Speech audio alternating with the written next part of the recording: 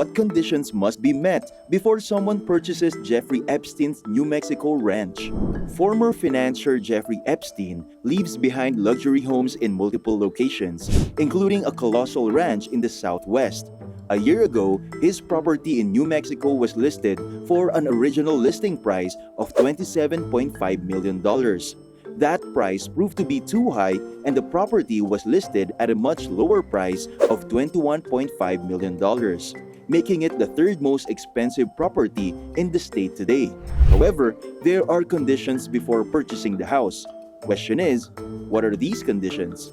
Luckily for you, TTP member, we've prepared everything you need to know about what conditions must be met before someone purchases Jeffrey Epstein's New Mexico ranch. If you want to know who Jeffrey Epstein is, what happened to him, and what are the conditions in buying his ranch, keep watching this video. Convicted sex offender Jeffrey Epstein died by suicide in 2019. Epstein left behind luxury real estate, including a huge ranch in the Southwest. The New Mexico property that was listed for $27.5 million a year ago has decreased in price by 22% to the third most expensive home in the state with a new price of $21.5 million. This enormous ranch is called the Zorro Ranch. Epstein purchased a large property in the early 1990s that covers 7,588 acres or 33,339 square feet and began building the massive 33,339 square foot mansion on the site. The secluded property near the town of Stanley had a land grazing agreement with the state for approximately 1,300 acres. That deal had since been canceled. Proceeds from the foreclosure sale of the ranch will go toward the regular administration of the estate, including its payment of claimants, creditors, and taxes as necessary, according to Epstein's estate. The Zorro Ranch includes a 3-story, 4-bedroom main house, a nearby caretaker's residence, and multiple other residences. Situated throughout the property, these buildings include a privately located residence, 4 residences located in Ranch Central near the ranch entry area, and the lodge and log cabin, both located in their own private areas. The ranch includes an airstrip with a hangar. Other amenities are the stables, firehouse, yurt, and 35 minutes from Santa Fe with views of 360 degrees around it. Despite the many luxurious accommodations the ranch has to offer, the property is plagued by cases of alleged criminal activity. When it comes to Jeffrey Epstein's previous properties, some are being sold, but his crimes don't stop. Epstein's Manhattan townhouse on the Upper East Side came on the market in July 2020, originally asking for $88 million. The price fell to $65 million, and a buyer finally bought the 7-story monolith in 2021 for only $51 million. His Palm Beach Palace, which was also associated with the nefarious crimes, was sold in 2021 for $18.5 million. It served as his personal residence from 2020 to 2023 and is being torn down to make way for a new structure by its buyer in 2024. Now, let's talk about who's going to buy the Zorro Ranch. One of the challenges in attracting a serious offer for this property is that the stigma associated with the Epstein's presence still lingers even after his death. Compounds in that area are usually a lot more expensive, but this one is the lowest priced of either the homes or compounds, said luxury real estate specialist Dolly Lenz. The other mansions next door cost nearly $18 million each and have great provenance. One factor is its location. New Mexico is a nice place and it has its qualities, but it's not going to compete favorably against other business locations such as Colorado, Wyoming, and Montana, says Lenz. Epstein sourced property previously in those locations and saw prices drop so she could acquire more desirable targets. New York and Palm Beach are blessed with world-class locations, addresses, grandeur, and scale, which usually means they sell for more quickly than others. While all the homes in New York City and Palm Beach will always be stained with horrible bad luck, the lower than market sales prices made them very tempting indeed and too good to pass up. According to our contact at a local agent, the price needs to come way down.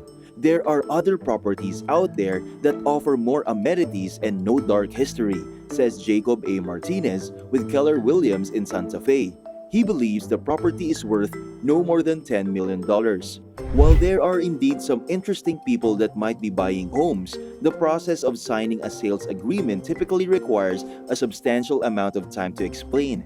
Negotiating with buyers is tedious and often expensive. Now, let's talk about who Jeffrey Epstein is and what happened to him. Jeffrey Epstein was an American money manager and sex offender who, in August 2019, died in jail. Authorities ruled his death as suicide. Jeffrey Epstein, a New York-based financier with high-profile ties to the world's ultra-wealthy and powerful, was accused of sexually abusing many underage girls and became a registered sex offender. He served 13 months out of the 18 months in prison. In July 2019, Epstein was arrested again, this time on federal charges of sex trafficking minors. While awaiting trial, he was found dead in his jail cell on August 10, 2019. The medical examiner concluded his death was by suicide. However, based on an investigation prompted by Epstein's family, it's possible that he may have been murdered. But let's dive into Jeffrey Epstein's life. Jeffrey Epstein was born on January 20, 1953, in Brooklyn, New York.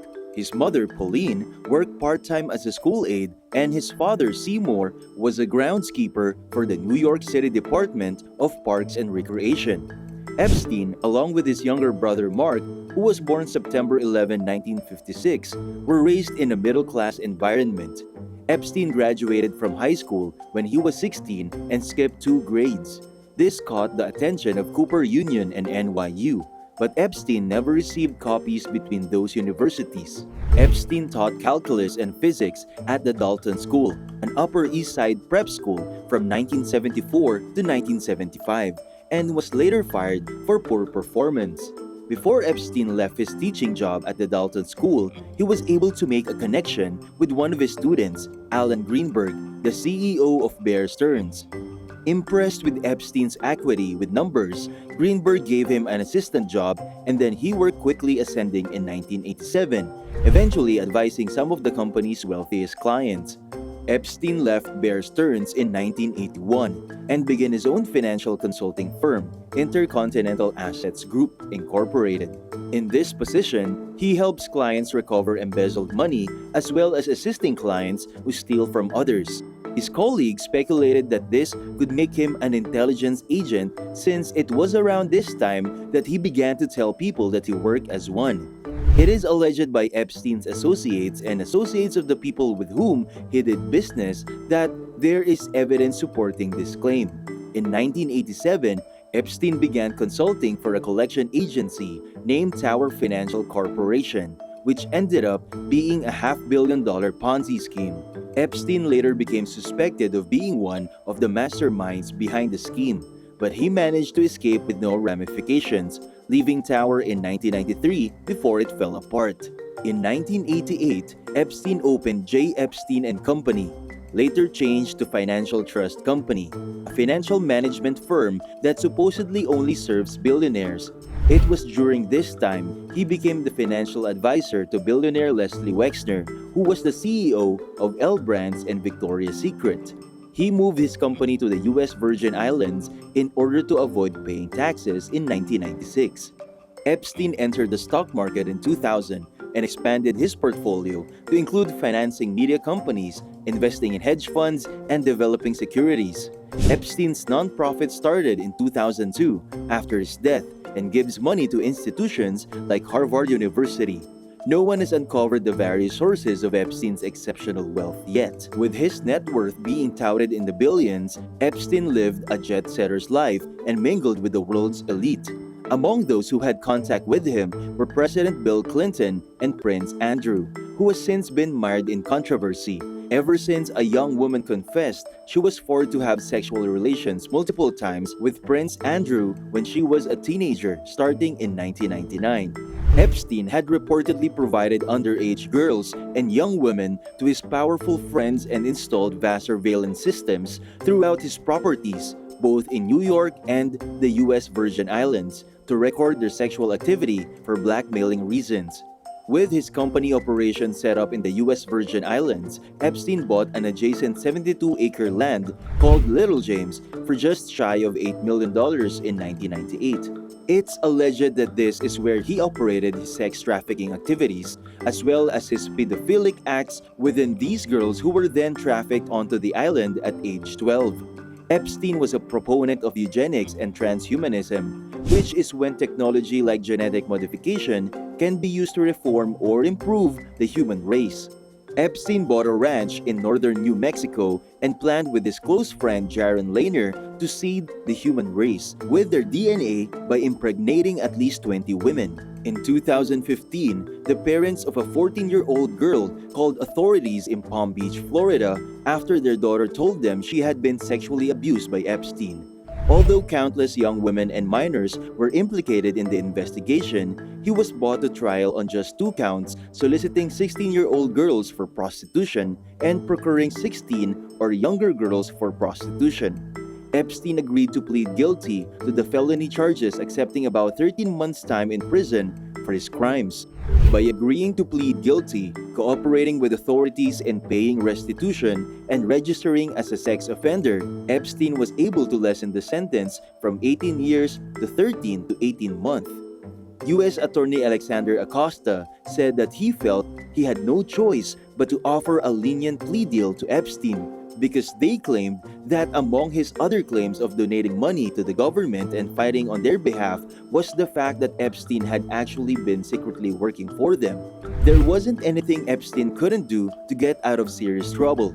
His luck ran out in July 2019 when authorities in Florida arrested him for suspicion of sex trafficking minors. Denied bail due to the charge, he was forced to stay in Metropolitan Correctional Center until trial. On July 23, 2019, Epstein was found with neck injuries in his cell. He was placed on suicide watch. Epstein's body was discovered inside his jail cell on the morning of August 10th. The circumstances surrounding his death were arguably suspicious, with officers reportedly sleeping on the job and not being checked up on at set intervals. However, it is still unclear how he passed away. Autopsy results have revealed that it's rare for an individual to commit suicide by hanging. Breakage of the hyoid bone, a more common form of strangling, would be the method of death. As determined by the original medical examiner, the evidence showed it was more likely that he committed suicide. However, his family hired a forensics expert of their own to analyze the evidence, leading to inconsistent conclusions about his death. So, this film really shows how the American justice system is broken, said Bryant. It's not really built for people, and it's set up because of power and politics. We wanted people to see that, she continued, and hopefully that can provoke change. On July 2, 2020, Ghislaine Maxwell, a British socialite and ex-girlfriend of Epstein's, was arrested by the FBI in Bradford, New Hampshire. She was charged with 6 counts including transportation of a minor with intent to engage in criminal, sexual activity and perjury.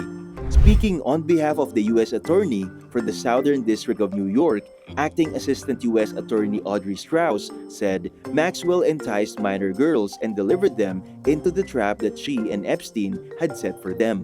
Maxwell pleaded not guilty to these charges and was denied bail later that month. That's it for this video, TTP member. Remember to subscribe to our channel, and if you feel like we've delivered value, please share this video with one person. That's right, just one person as a token of your appreciation for the hard work we put into making content that educates and helps you on your mission of building your own fortune.